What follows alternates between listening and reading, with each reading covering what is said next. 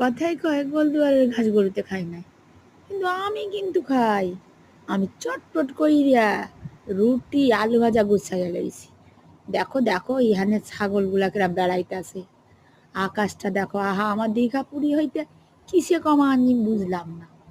কেন বাঙালি, কেন যে বাঙালিগণ টাকা উড়াইয়া দীঘাপুরি যায় আমি বুঝলাম না। গোলদুয়ারের ঘাসটা দেখলই না। কথায় কয় না গোলদুয়ারের ঘাস গরুতে খাই নাই। দেখো দেখো একটু সবুজ ঘাস,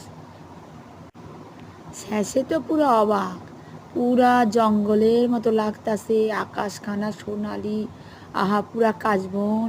লাস্টে তো দেখবা দেখবা কাশবনের মতো ঘাসে ফুল হয়েছে, আকাশখানা দেখো যেন সোনালি হয়েছে।